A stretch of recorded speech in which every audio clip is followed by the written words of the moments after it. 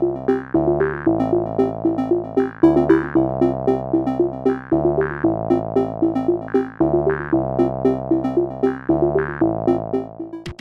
pessoal, esse é o programa Painel da Cidadania, programa semanal que tem como objetivo contribuir para a formação da cultura cidadã. Você pode interagir conosco através do nosso site paineldacidadania.com.br ou através do nosso WhatsApp 6199-811-4665.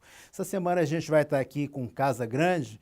Casa Grande já foi governador do Espírito Santo, já foi senador, hoje é presidente da Fundação João Mangabeira. Casa Grande, seja muito bem-vindo ao nosso programa. Eu queria que você se apresentasse um pouco, falasse um pouco da sua trajetória política e a gente vai entrar num debate. Há alguns dias atrás você publicou um artigo na revista Carta Capital, né? Por uma previdência sustentável. Eu queria falar um pouco disso e saber um pouco mais dessa trajetória, aí a gente entra no debate político. Essa semana foi muito movimentada, né? Muitos aspectos políticos, muita coisa para a gente comentar. Por gentileza, fique à vontade e seja muito bem-vindo. Muito obrigado, Rócio. Obrigado, parabéns pelo programa que você lidera e coordena aqui, o Painel da Cidadania. Quero cumprimentar todos que estão nos acompanhando. Assim, eu, como você disse, sou o presidente da Fundação João Mangabeira. A Fundação João Mangabeira é ligada ao Partido Socialista Brasileiro e sou o secretário nacional do partido. Desenvolvo as tarefas partidárias e a tarefa de formação política, formulação de políticas públicas na Fundação João Mangabeira. João Mangabeira foi o primeiro presidente do PSB. O PSB está fazendo agora 70 anos e ele foi o primeiro presidente, por isso que a nossa fundação tem o nome em homenagem a ele. Eu tive a honra, já o orgulho de ser deputado estadual lá no Espírito Santo, né, minha terra natal, onde eu resido de forma oficial. Ando muito no Brasil, mas tenho uma residência minha lá no estado com a minha família.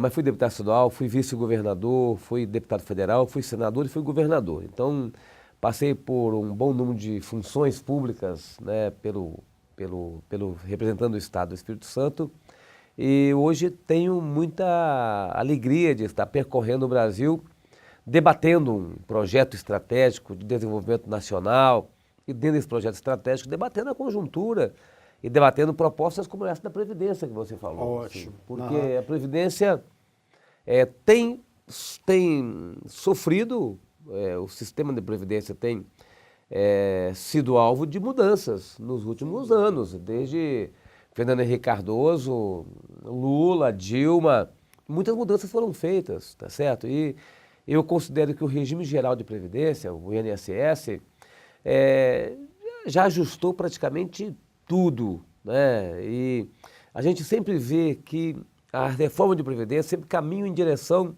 a cortar benefícios. E um governo liberal como o do Temer, na hora que fala em cortar benefícios... Só da classe pobre. Só corta dos pobres. Exato. Porque a pessoa olha assim, um programa de ajuste fiscal tem que significar aumento de receita e corte de despesa.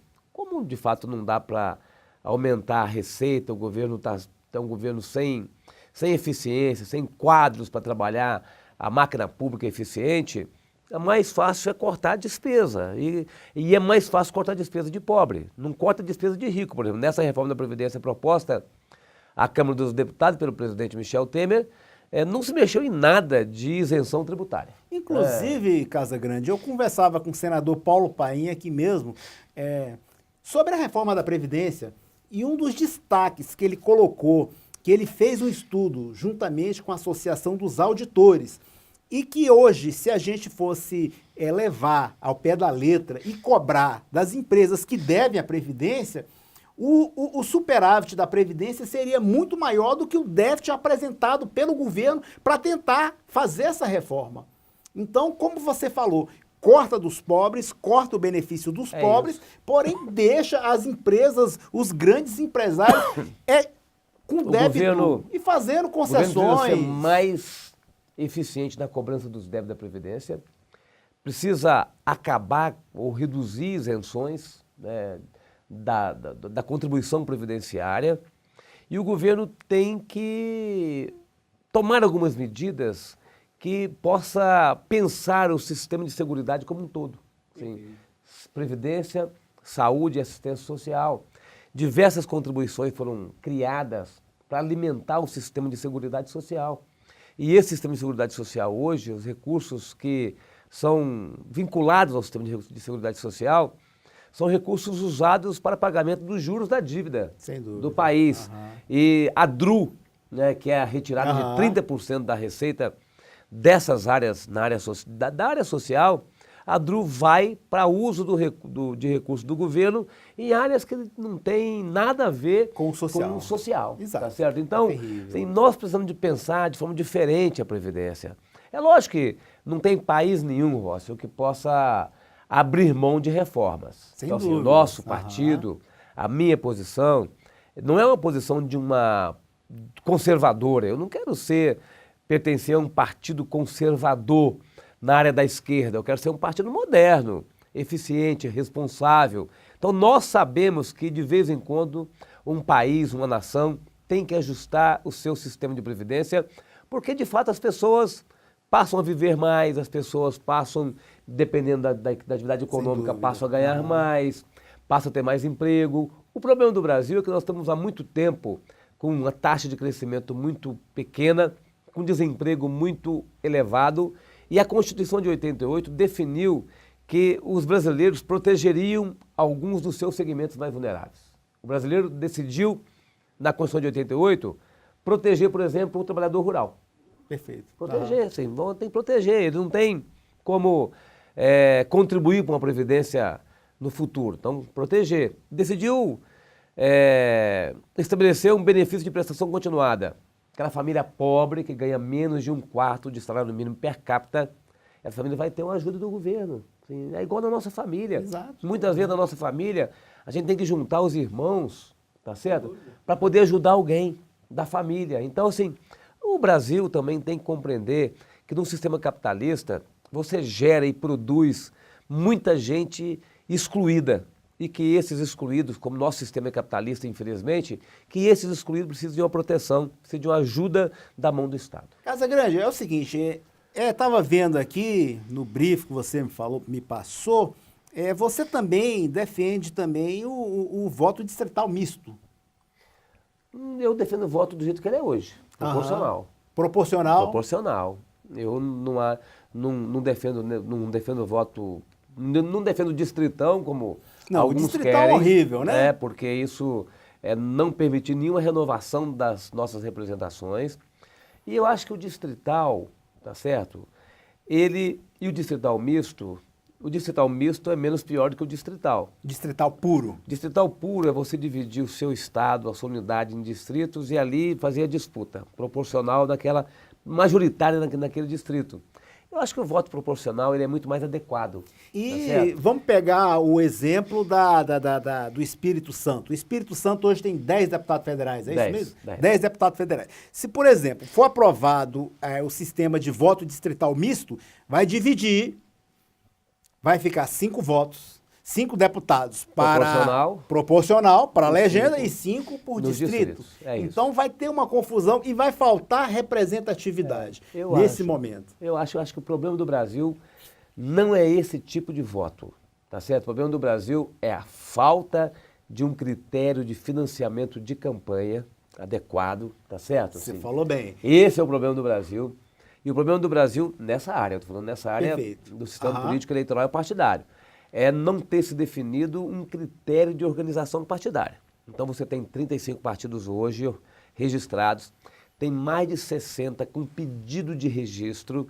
Então cada líder, especialmente cada deputado federal, ou cada pessoa que está na política, quer organizar um partido para ele. Se beneficiar do fundo partidário. Se beneficiar do fundo partidário. Muita gente transforma um partido num balcão de negócio na época da eleição. Então, assim, é preciso, na minha avaliação, ter cláusula de barreira sim, tá certo? Que comece menor e vai crescendo. É preciso ter financiamento público de campanha e é preciso que as pessoas compreendam que essas medidas são medidas que podem aperfeiçoar o nosso sistema. Nosso sistema não é ruim. O problema é que o Brasil, nesses quase 33 anos de redemocratização, não tomou as medidas necessárias que pudessem aumentar a nossa legitimidade e representatividade das lideranças políticas. Então isso causou hoje uma negação à política. As pessoas negam a política, criminalizam a política, porque acham que todo mundo está na política para desviar recursos, para roubar. Exato. Então a saída não é negar a política, a saída é você fazer a boa política, praticar a boa política. Pelo contrário, enquanto as pessoas tomam ojeriza a política, mais cresce esse movimento de desvio de recursos públicos, porque quem vai ficar na política vai ser os políticos profissionais. Então, Casagrande, nesse momento agora de Lava Jato, de prisões de diversos políticos, acusações, inclusive o próprio presidente Temer, hoje está sendo denunciado pelo Ministério Público por prevaricação, por corrupção e outras coisas. Nesse momento, seria adequado a gente falar da criação de um fundo para custear as campanhas políticas? Eu acho que esse é o único caminho. Nós não temos outro caminho. Assim. Como é que nós vamos financiar a campanha? Se a gente não tiver uma fonte de financiamento de campanha, quem é que vai se beneficiar disso? Só quem tem dinheiro. Só o rico. Uhum. Tá? Quem não tem dinheiro não poderá nunca ser um representante da população. De forma nenhuma. De forma alguma. Então, assim, é preciso ter uma fonte de recurso. Não dá mais para ir às empresas. Até 2014 era permitido ir às empresas pedir recurso para a campanha. Exato. Uhum. Muita gente foi, pediu recurso para a campanha, usou na campanha, e muita gente foi, pediu recurso para a campanha e não usou na campanha. Tá certo? Exato. Então, isso ficou criminalizado. Quem foi e usou adequadamente o recurso também está criminalizado. Então ninguém mais quer voltar às empresas pedir recurso para a campanha. Então assim, só tem um caminho, é você estabelecer uma parte do orçamento para financiar as campanhas, porque isso permite que uma pessoa que não tem patrimônio, que não tem renda alta, né, possa ser candidato. Quem não defende financiamento nenhum para a campanha é o rico. Sem dúvida, porque ele se beneficia. Aí assim, muita gente entra nessa cantinela achando que é um dinheiro usado inadequadamente, mas sabendo que se não tiver uma fonte de recursos, as pessoas não vão poder representar. E hoje, lógico, tem que reduzir o valor das campanhas, lógico, assim, não pode ser valores estratosféricos, mas tem que ter uma fonte de recursos. Inclusive, nessas delações, na prisão desses políticos hoje, praticamente todos se envolveram com financiamento de campanha. Quase todos. A gente viu a JBS aí divulgando o nome das pessoas que eles ajudaram nas campanhas. Foram mais de quase 1.300 pessoas que eles ajudaram. Parte dessas eles usaram oficialmente. Teve gente que buscou recurso para a campanha da JBS e que não teve contrapartida da JBS. Sem dúvida, a gente sabe que é uma doação. Quando tem a contrapartida, seja Caixa 2, seja oficial, é quando uma empresa ajuda uma campanha. Pode ser legalmente, mas tem uma contrapartida ilícita. Sem dúvida. Ou tem um Caixa 2 com contrapartida ilícita. Então, assim, agora, do jeito que o delator da JBS se apresentou nas filmagens... Deixou a dizer que todos eram... Ele, na verdade, quis criminalizar todo mundo. Todo mundo. Desde que eu sou safado, todo mundo pode ser safado. Exatamente. Então, assim, é preciso que a justiça possa separar o joio do trigo, quem de fato foi buscar recurso para a campanha e quem teve algum benefício na hora que recebeu esse recurso. Esclarecendo, como o Casagrande deixou claro aqui, que até 2014 era permitido a doação de pessoa jurídica para a campanha política. Lógico. Do candidato a vereador ao candidato à presidência da República tinha o direito de receber doações de pessoa jurídica. A partir, com a mini-reforma de 2015, em 2016 já foi proibido fazer a doação de pessoa jurídica. Se limitou a doações de pessoas físicas, uma pessoa doa para outra, e a pessoa usar dos seus próprios recursos para custear a campanha dela. Então, o que aconteceu foi desse jeito, dessa forma que isso aconteceu. O Casagrande estava falando aqui agora que uma das saídas para a gente fugir dessa questão de fulano financia ciclano para obter vantagens lá na frente seria o financiamento público de campanha hoje. A gente faria mais ou menos um valor per capita, digamos, hoje na proposta de criação do fundo para financiamento de campanha, o voto sairia por R$ 24. então seria mais ou menos dessa forma que ia custear a campanha. Temos hoje mais ou menos uns 110 milhões de eleitores, Sim. 105, 110 milhões, 110. daria mais ou menos 3 bilhões e meio.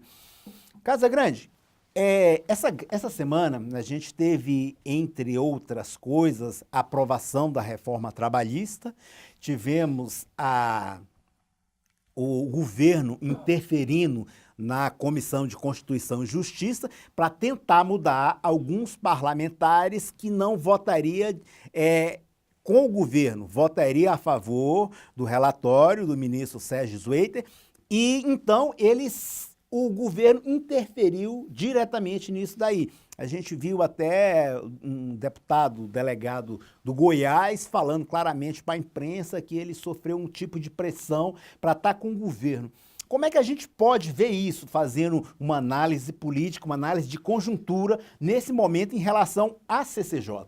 Olha, o presidente Temer está sofrendo o que ele causou ao presidente Dilma. Sem dúvida. Né? Ele está sofrendo um fogo de turfa, que é um fogo subterrâneo que vai queimando o pé de quem anda numa turfa. Mas ele causou isso ao presidente Dilma, o Rodrigo Maia, que, na minha avaliação, pode não ter sucesso de alcançar a presidência da República, porque ele não está tendo nenhuma visão de estadista. Aham. Ele está articulando um fortalecimento do DEM, né? Assim, ele, ao invés de estar preocupado com o país, caso ele assuma a presidência da República, a primeira preocupação dele é a preocupação em fortalecer o DEM, o partido dele. Então, assim, perdeu o ponto com isso. Sem dúvida. E poderá não ser presidente por uma ambição desmedida, né? E deixando de lado o interesse da população brasileira. Mas, assim, nós estamos vivendo um sistema que é totalmente contaminado. Né? Pensou-se, se alguém pensou que tirando a Dilma ia resolver o problema, não resolveu. E achando que vai retirar o Temer, vai resolver o problema, não vai resolver. De forma nenhuma. Porque eu tenho certeza que a hora que o Rodrigo Maia sentar naquela cadeira elétrica, também poderá ser executado, tá certo? Então, é um sistema contaminado que, na minha avaliação, terá um desfecho na eleição de 2018, tá certo? Então, sem sombra de mas dúvida. não significa que a gente não tenha que tentar fazer agora uma transição até 2018. O ideal para o Brasil, mesmo discordando totalmente do governo do presidente Temer, é que Temer não tivesse se metido nessa confusão que se meteu e tivesse condições de permanecer até 2018. Seria o ideal para a população brasileira, para você ter uma estabilidade política. Mas o Temer foi receber o empresário quase 11 horas da noite, numa conversa atravessada, tá certo? Aí ficou todo mundo desconfiado do comportamento dele e ele está sofrendo isso nesse momento. Então, assim, qual é a saída para esse momento? Assim? E por que nós chegamos nessa situação? Chegamos nessa situação porque o Brasil não fez, nesses 33 anos de redemocratização, as reformas estruturantes que o Brasil precisava de fazer. Nós demos passos importantes adiante em algumas áreas, nesse tempo, especialmente com relação à democracia, às instituições, mas o Brasil não fez a reforma política, o Brasil não fez uma reforma tributária e o Brasil não fez uma reforma federativa. Quando quer fazer uma reforma da Previdência Trabalhista, avança na direção de concentrar riqueza, ao invés de avançar na direção de reduzir a concentração de riqueza. Assim, a reforma trabalhista, e eu não sou contra reformar o sistema trabalhista, é bom que eu diga isso aqui, a legislação é antiga e precisa ser reformada, mas da forma como fizeram, desequilibrar as relações entre patrão e empregado, entre empresário e trabalhador. Desequilibrar. Então, o empresário tem todas as armas em suas mãos e o trabalhador não tem nenhuma arma em suas mãos. Então, assim, essa reforma vai ajudar a concentrar riqueza. A reforma previdenciária que querem fazer é para concentrar riqueza. Então, assim, nós socialistas, nós progressistas, nós queremos um país mais igual, temos que lutar para que a gente tenha reformas que enfrentem um grande problema, que é a concentração de riqueza. No Brasil, 6 brasileiros detêm a mesma riqueza que os 100 milhões de brasileiros mais pobres. Então, Casagrande, você falava aí com relação que essa reforma trabalhista beneficiou empresários em detrimento da sociedade em relação a alguns direitos. A gente percebe que muita coisa precisava ser regulamentada, reformada, modernizada, exatamente, adequada aos nossos dias atuais, né? Mas da forma que foi, ela não agradou totalmente a sociedade. Agora, ficou, por exemplo, o acordado sobre o legislado. Isso afeta muito, de forma prejudicial, o sindicato fraco. Sem dúvida. Ou quem não tem representação sindical, Aham. afeta muito, tá certo? Assim, o ambiente insalubre para a gestante trabalhar também tinha que ser alterado. Assim, você tem o trabalho intermitente na área da indústria. Assim. Então, assim, tem muitos pontos que precisavam de um passo atrás por parte do governo, mas tem uma busca insana para romper o contrato social que os brasileiros conquistaram na Constituição de 88. Sim. Gostei do contrato social. Tem- E olha que eu li todos os filósofos contratualistas, viu? Tem uma busca insana. Querem fazer de um presidente impopular como Michel Temer um instrumento para retirar os direitos que os trabalhadores, que o cidadã,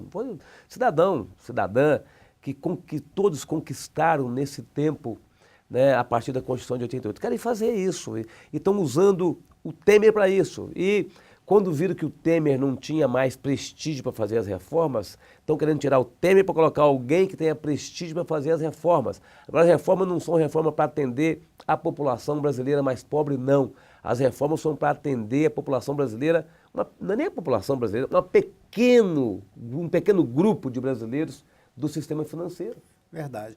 Então, esse é um problema que a gente está vivendo no país hoje. A gente está mal com o Temer, vai ficar mal com o Rodrigo Maia, já estava mal com a Dilma, tá certo? Assim, então você vê que o sistema é contaminado, né? Tem uma ditadura do gerencialismo.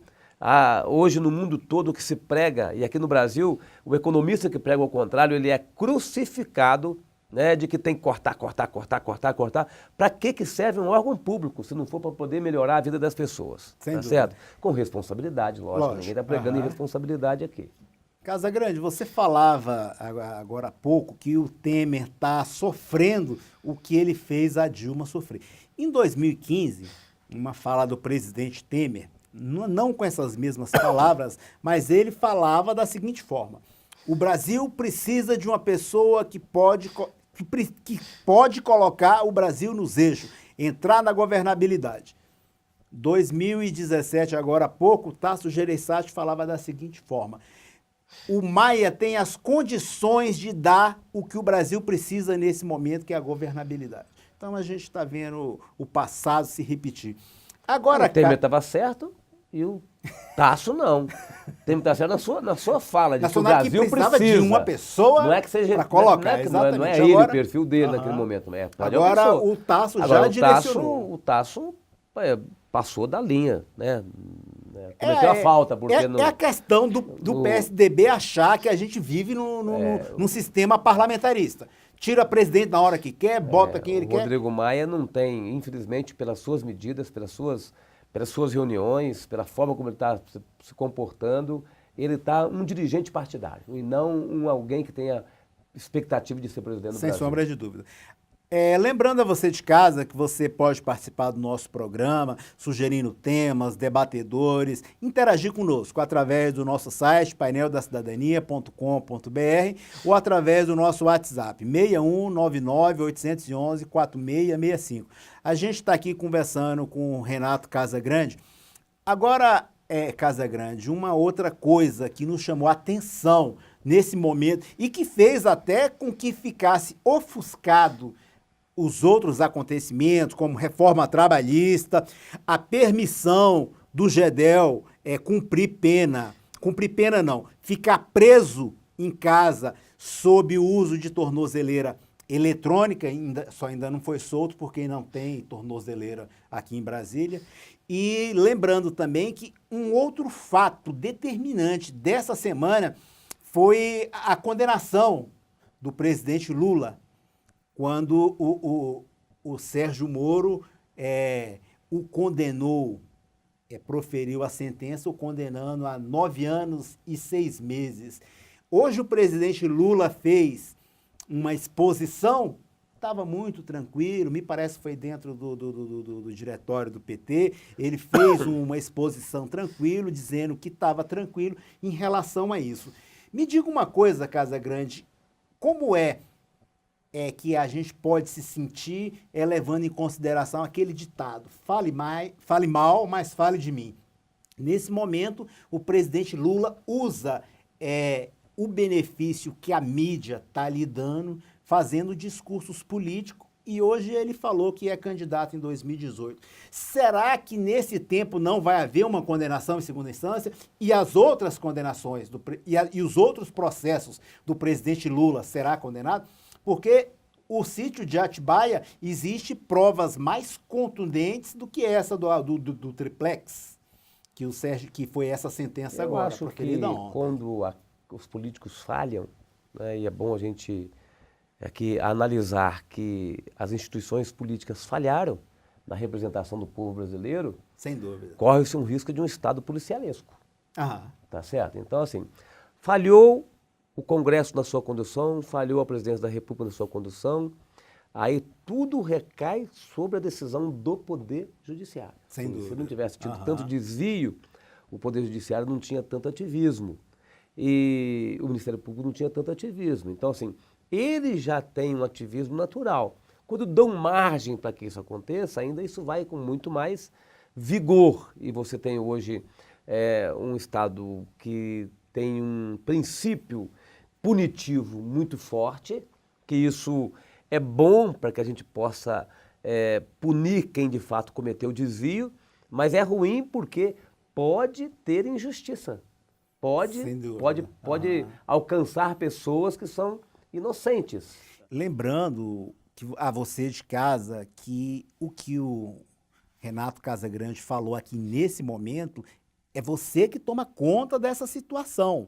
A gente não pode permitir que esse Congresso, agora eleito em 2014, possa se segurar em 2018, separando o joio do trigo, usando a analogia aqui do Renato Casagrande. A gente tem que trabalhar para melhorar os nossos políticos, porque a gente sabe que o que vai governar o nosso país é o nosso Congresso, enquanto persistir esse sistema. Esse presidencialismo de coalizão ainda persistir, a gente vai precisar eleger um Congresso forte que possa trabalhar conosco, criando e propondo políticas públicas que sejam em benefício da população, do maior número de pessoas, não criando políticas públicas em troca de favores, fazendo medidas provisórias em troca de favores para determinados grupos pequenos. Casagrande, gostaria de agradecer a sua presença no programa. Queria que você fizesse suas observações finais para que a gente pudesse concluir o nosso programa, agradecendo mais uma vez e colocando o nosso programa à disposição para que você possa vir mais vezes debater conosco as situações políticas que a cada dia a gente se depara com situações novas, né? Só essa semana houve muitas movimentações. Muitas movimentações. Ninguém consegue prever o dia de amanhã, não, né?